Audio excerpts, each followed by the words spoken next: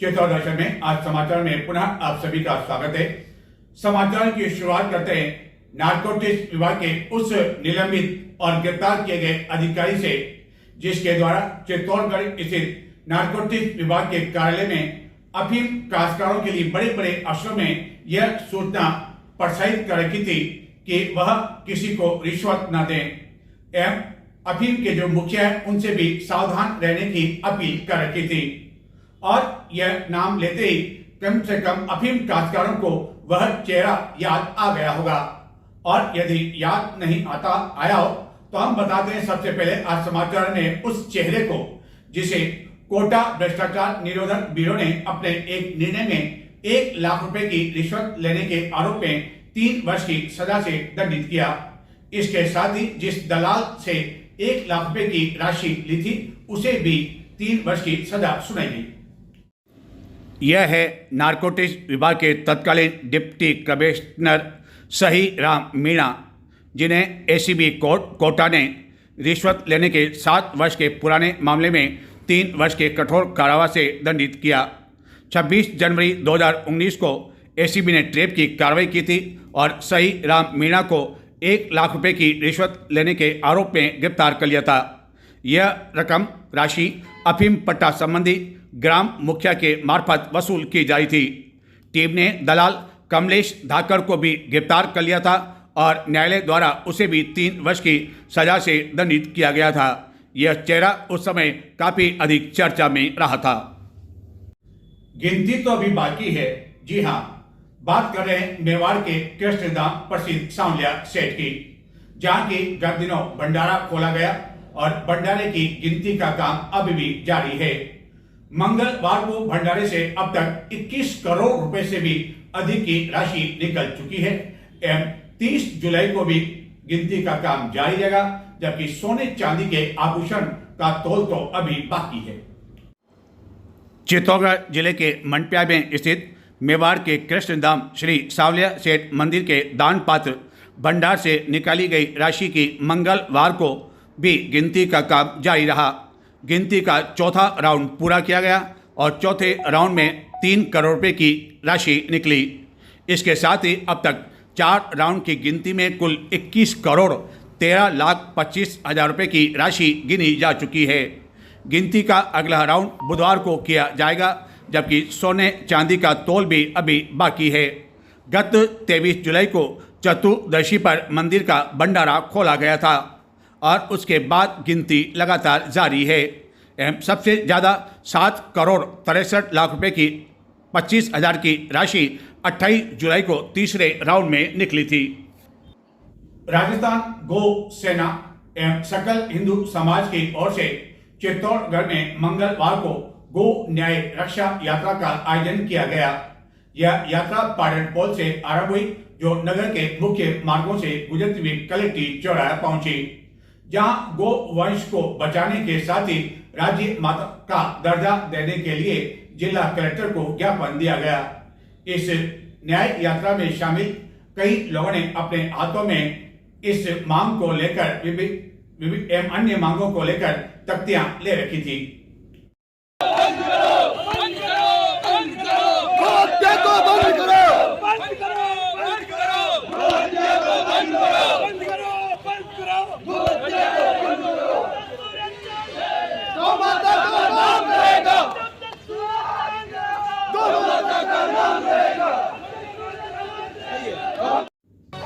राजस्थान गौ सेना और सकल हिंदू समाज द्वारा चित्तौड़गढ़ में मंगलवार को ऑपरेशन गो न्याय यात्रा निकाली गई।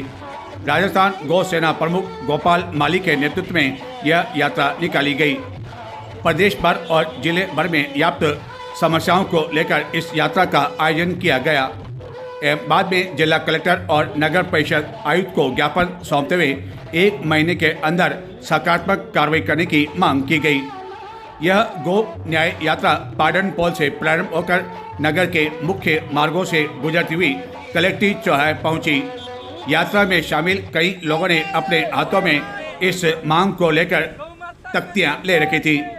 यात्रा की समाप्ति पर कलेक्ट्रेट चौराहे पर मानव श्रृंखला बनाकर जोरदार प्रदर्शन किया गया एवं नारेबाजी की गई। इस ऑपरेशन गो न्याय यात्रा के दौरान चित्तौड़गढ़ नगर अध्यक्ष देवराज राव, धर्मेश भारती, राजकुमार, सत्यनारायण, मदन लाल खटीक, प्रेम कुमार मेनारिया, पुष्कर जाट, मोनू गुजर, कार्तिक जटिया, राज माहेश्वरी, राज सेन, राधेश्याम साहू, सोनिया लोहार, बलवंत सिंह, प्रकाश वैष्णव सहित कई कार्यकर्ता एवं मातृ शक्ति भी शामिल थी।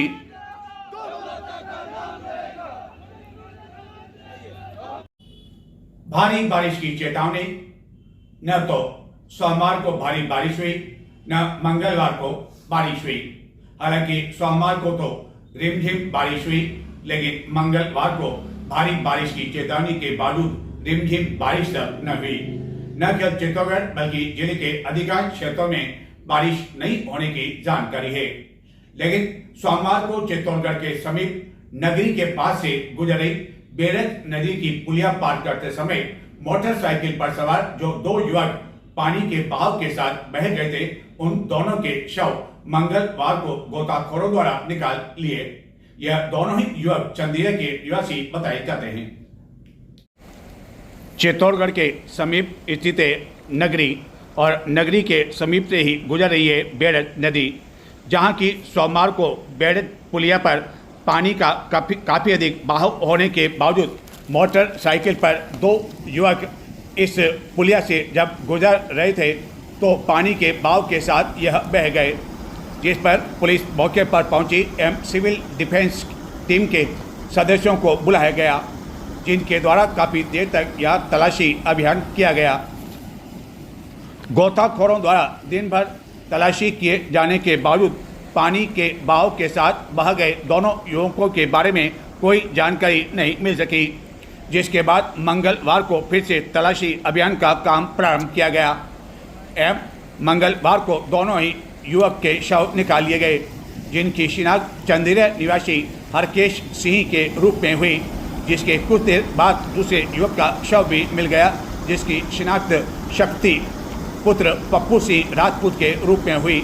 यह भी चंदीरा का निवासी बताया जाता है। बाद में दोनों का पोस्टमार्टम कर शव परिजनों को उदयपुर के समीप डबोक में स्थित हवाई अड्डे को अंतर्राष्ट्रीय हवाई अड्डे में परिवर्तित करने के लिए इन दिनों जोर शोर से काम किया जा रहा है। जिस तेजी से यहाँ काम चल रहा है उसे माना जा रहा है कि इस साल के अंदर इस एयरपोर्ट को अंतर्राष्ट्रीय एयरपोर्ट के रूप में न केवल घोषित कर दिया जाएगा बल्कि यात्रियों के लिए भी खोल दिया जाएगा, जिससे विदेश जाने वाले यात्री डबोक हवाई अड्डे से सफर कर सकेंगे। यह है उदयपुर के समीप स्थित डबोक हवाई अड्डा, जहां से चित्तौड़गढ़ जिले के भी कई यात्री हवाई सफर करते हैं और इस हवाई अड्डे को अब अंतर्राष्ट्रीय हवाई अड्डे में परिवर्तित करने के लिए इन दिनों जोर शोर से काम चल रहा है। और जिस गति से इन दिनों इस हवाई अड्डे का काम चल रहा है उसको देखते हुए कहा जा सकता है कि इस साल के अंत तक यह अंतर्राष्ट्रीय हवाई अड्डा बनकर न केवल तैयार हो जाएगा बल्कि यात्रियों के लिए खोल दिया जाएगा एवं यात्रियों को यह महत्वपूर्ण सौगात मिल सकेगी, जिसके कारण विदेश जाने वाले यात्री डबोक हवाई अड्डे से भी विदेश यात्रा कर सकेंगे, जिन्हें अब तक निकटतम जयपुर हवाई अड्डे विदेश यात्रा के लिए जाना पड़ता है।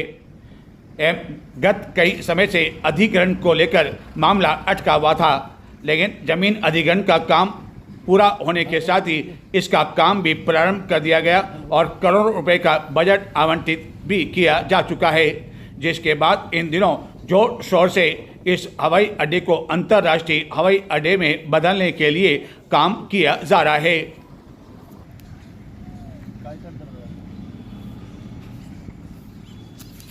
अब आज की सबसे बड़ी और महत्वपूर्ण खबर।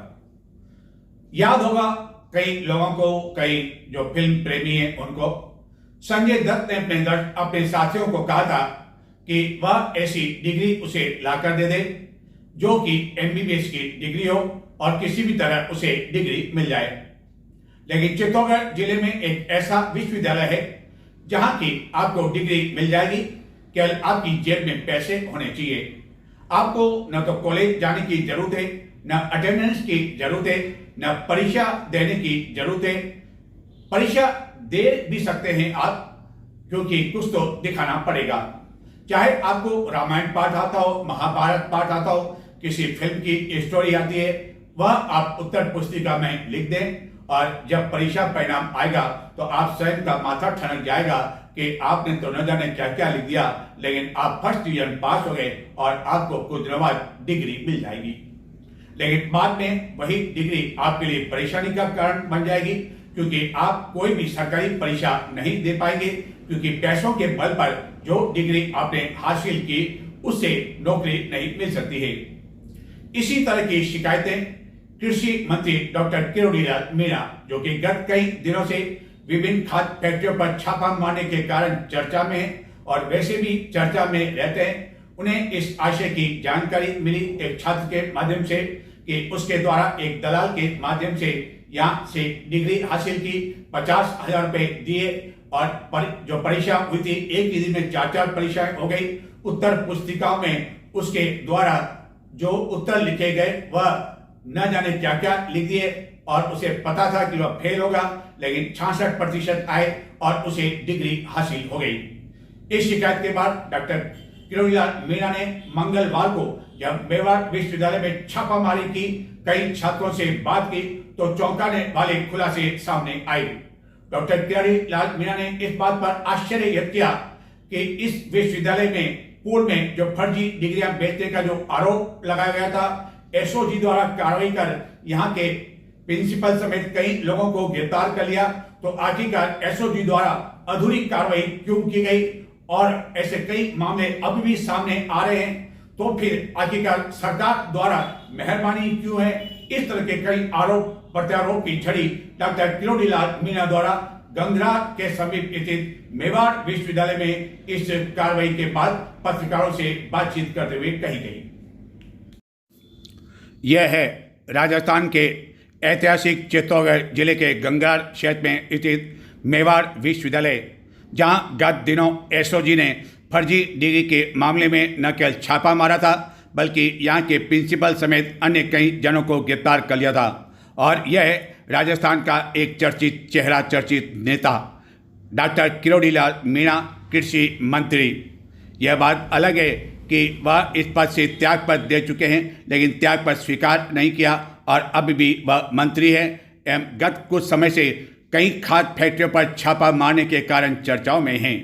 एवं मंगलवार को यह इस कारण चर्चा में आए कि वह पहुंच गए मेवाड़ विश्वविद्यालय। जी हाँ, मेवाड़ विश्वविद्यालय में एक छात्र ने शिकायत की कि उसने दलाल को 50,000 रुपये दिए और दलाल उसे यहाँ एक परीक्षा आयोजित करवाने के लिए पहुँचा।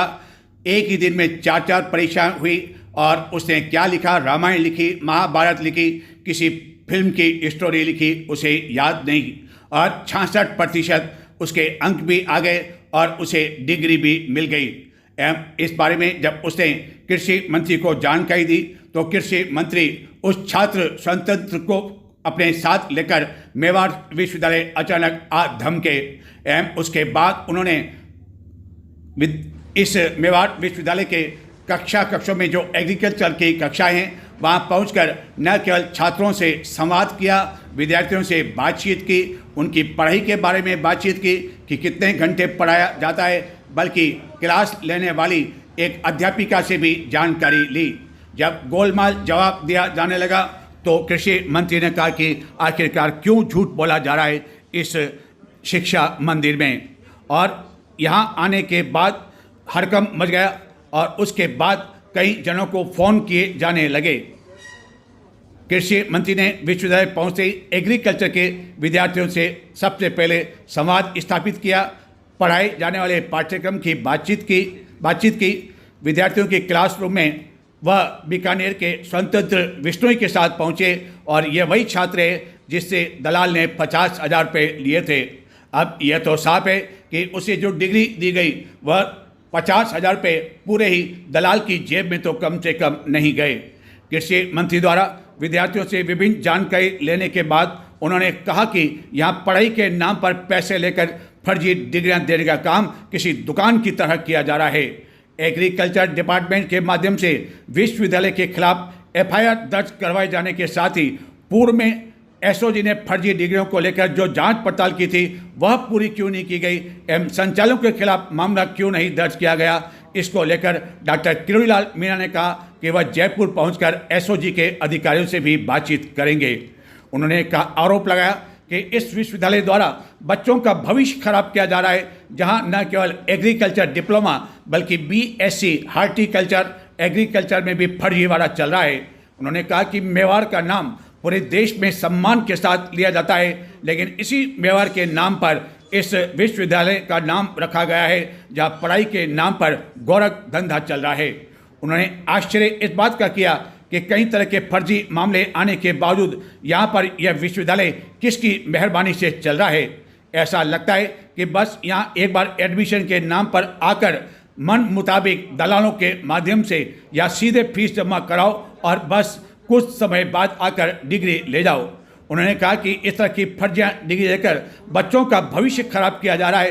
पैसा देकर एवं बिना पढ़ाई के इस तरह की डिग्री से बच्चे किस तरह कोई भी परीक्षा अपनी दे सकेंगे, अपना भविष्य बना सकेंगे। कम से कम सरकारी नौकरी तो इस तरह की पढ़ाई मिलने से रही।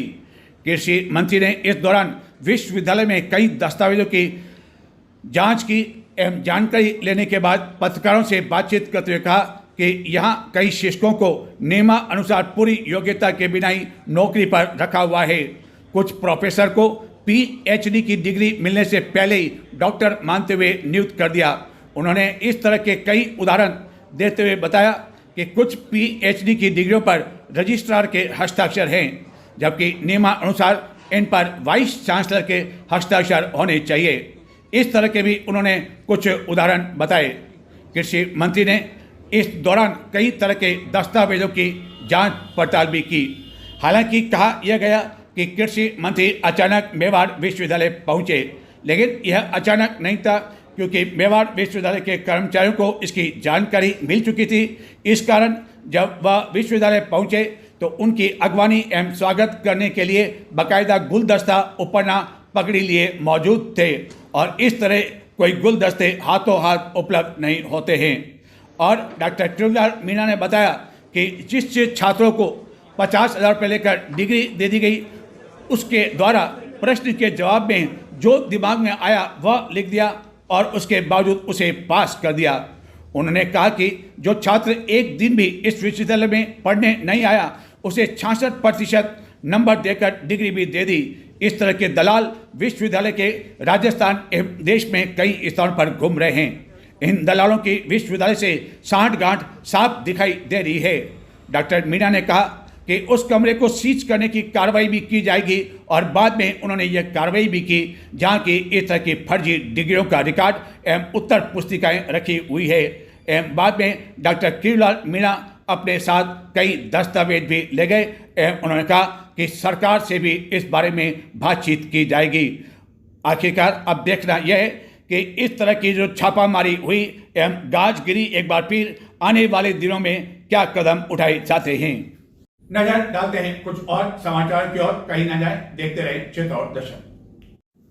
चित्तौड़गढ़ के सांसद सीपी जोशी ने नई दिल्ली स्थित संसद भवन परिसर में मुख्यमंत्री भजनलाल शर्मा से मुलाकात कर चित्तौड़गढ़ जिले के विकास कार्यों को लेकर चर्चा की एवं उस दौरान उन्होंने जाखम नदी के पानी को जय समन लाने समेत अन्य कई मुद्दों पर भी चर्चा की। चित्तौड़गढ़ के समीप बौजुंदा के पास श्री कालाजी बाबूजी मंदिर में नाग पंचमी पर्व पर अभिषेक एवं अनुष्ठान का आयोजन किया गया। अभिषेक के पश्चात भक्तजनों ने पूजा अर्चना कर आशीर्वाद दिया। पुजारी बाबूलाल जटिया ने बताया कि प्रतिवर्ष की तरह इस वर्ष भी नाग पंचमी पर्व धूमधाम के साथ मनाया गया एवं विभिन्न अनुष्ठान आयोजित किए गए। चित्तौड़गढ़ में बूंदी मार्ग स्थित रामद्वारा में इन दिनों चल रहे चातुर्मास के दौरान संत रमता राम महाराज के शिष्य संत दिग्विजयराम महाराज द्वारा प्रवचन दिया जा रहा है एवं प्रतिदिन इस प्रवचन से कई भक्तजन लाभान्वित हो रहे हैं, जिनमें बड़ी संख्या में महिलाएं भी प्रतिदिन प्रवचन सुनने के लिए पहुंच रही है।